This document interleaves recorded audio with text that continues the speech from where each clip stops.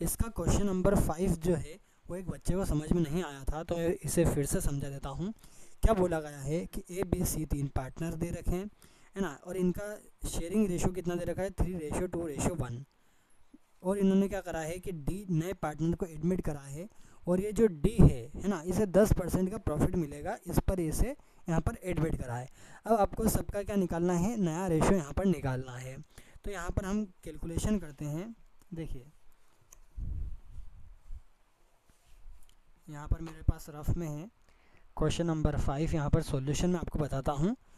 क्या बोला गया है यहाँ पर कि ये जो डी नया पार्टनर है इसे 10% का क्या मिलेगा, प्रॉफिट मिलेगा। ठीक है, इसी के ऊपर इसे क्या करना है, यहाँ पर एडमिट करा है। ठीक है, ये हमने मान लिया कि 10% का इसे प्रॉफिट मिलेगा। तो हमने यहाँ पर क्या बोला कि ये जो 10% है, अब 10% को आप कैसे लिख सकते हो, 10/100, है ना। 100 में से 10% डी को मिलेगा, तो ठीक है, ये हम किसको दे देंगे, डी को दे देंगे।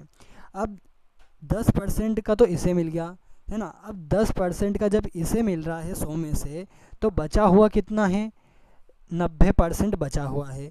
इस 90% को भी हम क्या लिख सकते हैं, यहाँ पर 90/100 लिख सकते हैं, है ना। हम इसे और सिंप्लीफाई कर देते हैं, कैसे, एक ज़ीरो से एक ज़ीरो काट देंगे तो क्या आ जाएगा, 9/10 आ जाएगा। वैसे ही ऊपर यहाँ पर इसे भी सिंप्लीफाई करेंगे तो 1/10 आ जाएगा।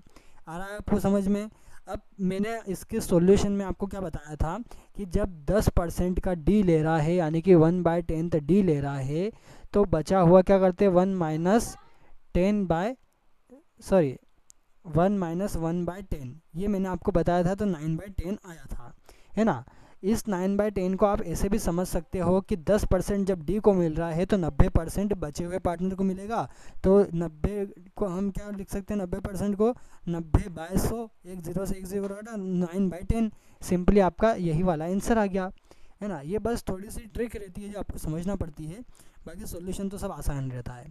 तो हमने क्या करा था, 9/10, है ना। अब इस 9/10 को हम क्या करते थे कि ए जो पार्टनर है उसका पुराना रेशो था 3, और इन तीनों का कंबाइन कितना है, 3 + 2 + 1 कितना हो जाएगा, 6। तो 3/6 का हम क्या कर रहे थे, यहाँ पर मल्टीप्लाई कर रहे थे ये जो 9/10 था इससे। क्यों कर रहे थे, क्योंकि जो 90% है वो हमें तीनों पार्टनर में देना है, तो उनके जो पुराने रेशो हैं उनसे हम क्या करते हैं, मल्टीप्लाई करते हैं, तब जाकर के आपका नया आंसर यहाँ पर निकल के आता है, नया यहाँ पर रेशो आपका निकल के आता है।